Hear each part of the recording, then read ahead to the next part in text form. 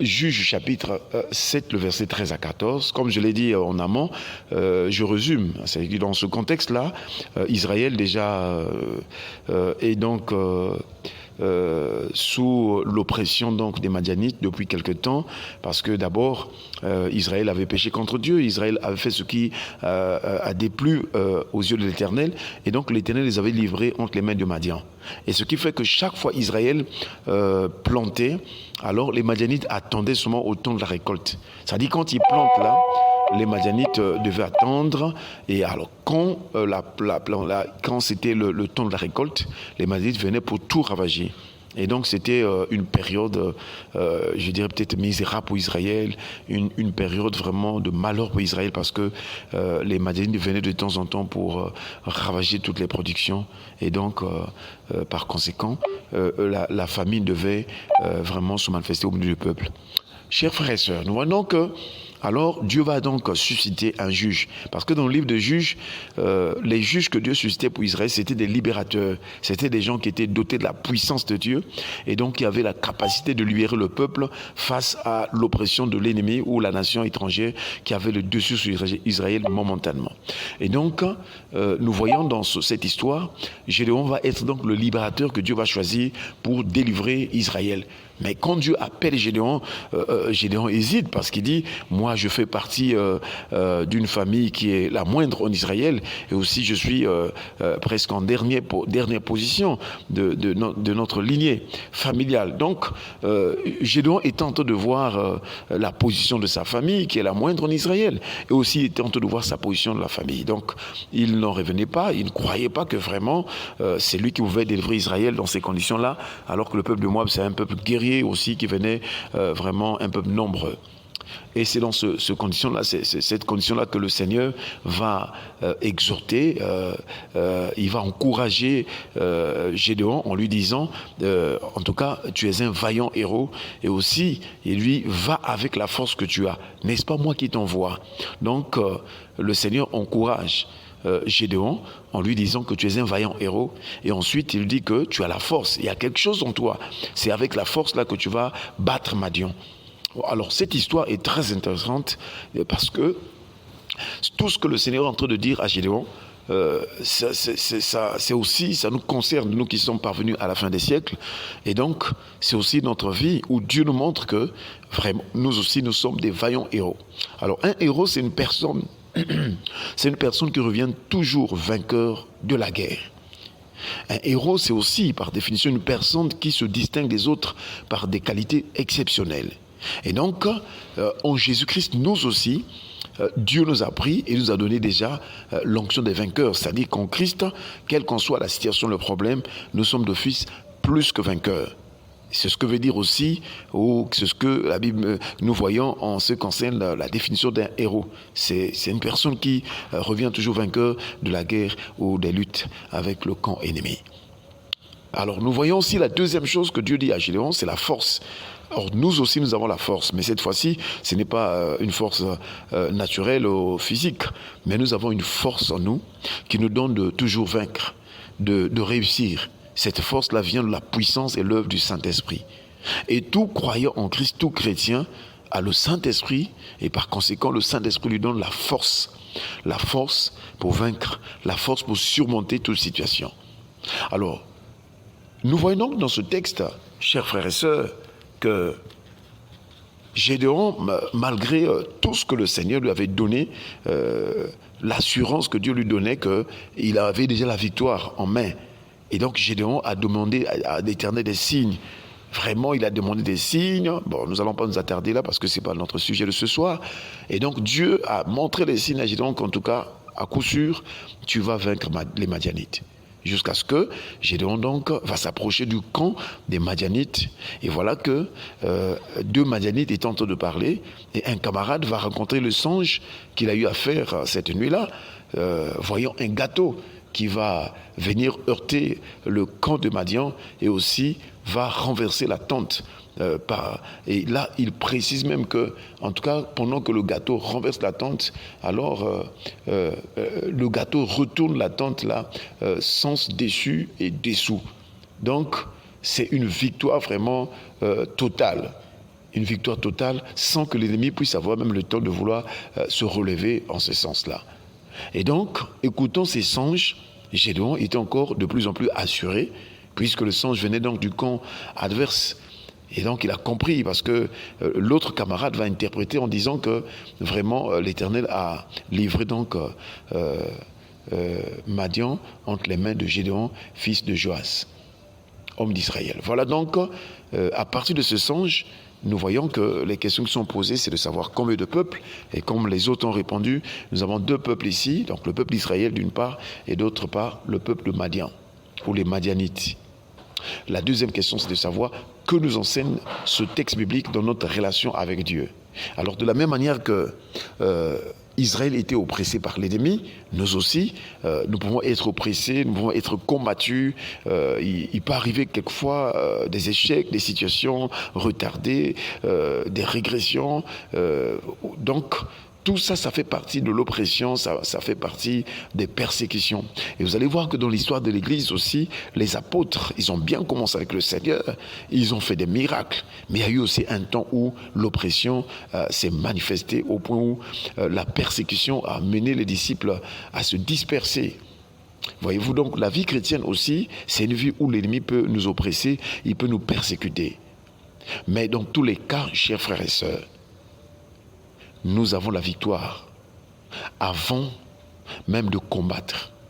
Et c'est ce que Gédéon, c'est dans ce contexte-là que Gédéon va se rendre compte que le combat n'était pas encore engagé. Mais le songe de ce Madianite en disait long de la victoire déjà acquise avant même le combat. Et donc, ce texte nous enseigne aussi que nous aussi en Christ, en Jésus-Christ, bien-aimés dans le Seigneur, nous avons déjà la victoire. Quelle que soit la situation, quel que soit le problème que nous pouvons rencontrer, la victoire est de notre côté. Et donc, Gédéon aussi, on était assuré qu'avant même d'aller combattre, déjà Dieu avait livré Madian entre ses mains. Cela voudrait dire que l'ennemi peut nous combattre, l'ennemi peut vouloir faire quoi que ce soit, mais nous devons savoir que par l'œuvre que Jésus-Christ a accomplie à la croix, déjà l'ennemi est sous nos pieds, l'ennemi est sous nos pieds, il nous est assujetti, il nous est soumis. Quelles qu'en soient les formes, les moyens que l'ennemi va utiliser, je vous assure, chers frères et sœurs, la victoire est de notre côté. Voilà pourquoi Paul n'a pas hésité d'en parler aux chrétiens de Rome, je crois dans son épître, le chapitre 8, il a dit « Mais dans toutes ces choses, nous sommes plus que vainqueurs par celui qui nous a aimés. » Gloire au Seigneur. Alors nous voyons aussi que, en ce qui concerne la troisième question, c'est une question que nous avons posée parce que nous savons qu'en Jésus-Christ, nous avons l'esprit de révélation. En fait, on voulait savoir la signification du gâteau dans ce texte. Et aussi, le gâteau, imaginez-vous, dans un songe, le gâteau qui va renverser le camp adverse. Donc, cela voudrait dire que ce n'est pas un gâteau simple, mais c'est une image que le Seigneur nous donne de comment ce que la main du Seigneur, la puissance de Dieu, et je dirais clairement le nom de Jésus-Christ renverse nos adversaires et nos ennemis. Donc en ce moment-là, dans ce texte bien-aimé, le gâteau qui est allé renverser le camp adverse peut aussi signifier ou typifier la personne de Jésus-Christ. Parce que dans notre relation avec Dieu, il n'y a qu'une seule personne qui sert d'intermédiaire, qui est le médiateur. Une seule personne par qui Dieu passe pour nous pardonner, pour nous relever, pour nous fortifier, pour nous donner la victoire. La personne par laquelle le Seigneur, le Père passe, c'est Jésus-Christ qui est venu en chair pour nous sauver.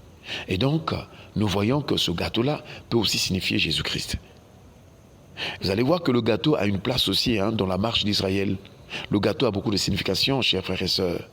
Si nous remontons dans Lévitique chapitre 7, versets 11 à 12, c'est d'ailleurs le texte sur lequel nous sommes en train de prêcher ces derniers temps à l'église, nous voyons que le Seigneur avait ordonné, le Seigneur avait donné une loi en Israël en ce qui concerne le sacrifice d'action des grâces. Lévitique chapitre 7, versets 11 à 12.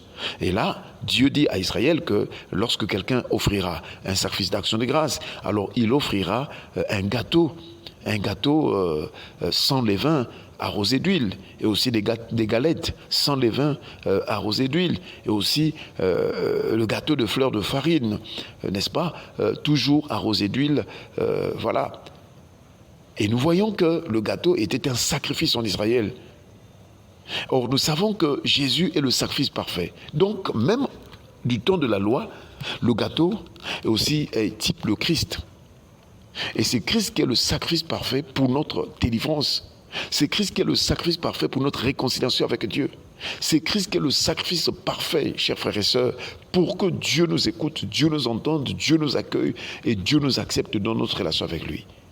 Et donc, si nous revenons donc sur l'histoire de Gédéon, le gâteau qui est allé renverser la tente de Madian est l'œuvre de Christ qui est venu renverser donc la puissance du diable, les puissances des ténèbres qui est en train de dominer sur le monde entier, sur l'humanité.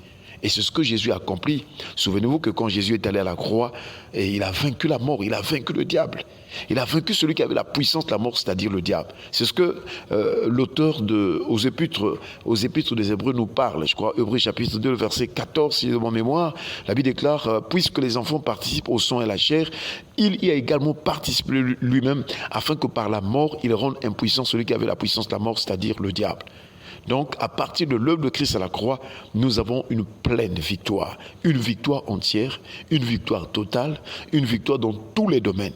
Il n'y a pas un autre domaine où le diable peut nous vaincre ou va vouloir peut-être se proclamer vainqueur. Non, nous croyons que le diable est invaincu. Quels que soient les moyens qu'il va utiliser, si du moins nous sommes comme Gédéon, un homme qui va obéir à la voix de Dieu, qui va faire ce que le Seigneur l'a dit, alors chers frères et sœurs, si nous sommes comme Gédéon, je vous assure, la victoire est déjà notre partage. Voilà donc ce que signifie le gâteau qui est allé renverser la tente de Madian. Et vous allez voir que dans l'interprétation, dans l'explication de ce songe, le camarade de ce Madianite là va lui dire que c'est l'épée de Dieu qui renverse Madian.